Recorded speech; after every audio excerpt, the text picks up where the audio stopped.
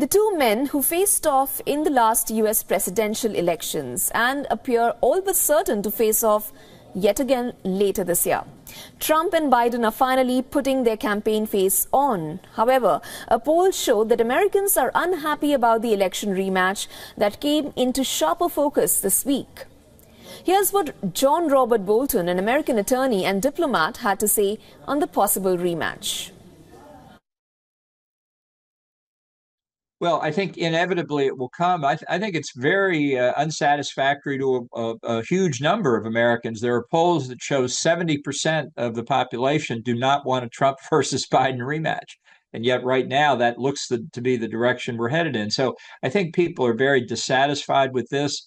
As I've said, I don't think either Biden or Trump are fit to be president for a variety of reasons. And it's unfortunate for the country that this appears to be the choice that the voters will have. Immigration, one of the most politically divisive and complex matter in the US for decades, is emerging as a top issue in the 2024 elections. Bolton feels this will definitely be an important game changer. Well, it should play a much larger role in the election than it has so far because the issues are so important. Right now, the focus and the reason this is getting distorted is disagreement over the policy with illegal immigrants coming across the Mexican border, which the Biden administration has not handled at all well, and which many people are dissatisfied with. This is a significant issue. I'm afraid it's begun to complicate aid to Ukraine, aid to Israel, and really focus on a whole range of international issues. Americans are also getting increasingly wary of US involvement overseas. Now here's what Bolton, who was also United States ambassador to the United Nations, said on Biden's handling of the war.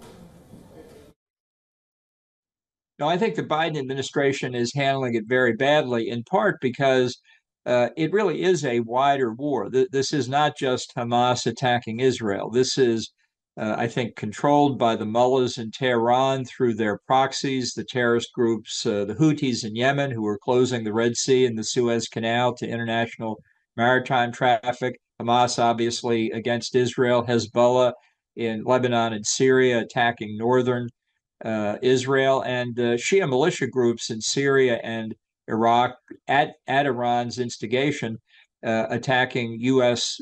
Military and civilian personnel in those countries. Since October the 7th, these militia have attacked Americans over 150 times. So this is part of the Iranian ring of fire strategy, as they call it, around Israel and really around the Gulf Arab states too. Not recognizing that strategic picture makes it impossible to have a coherent response to it. And I think that's largely where we see the failure of the Biden administration today.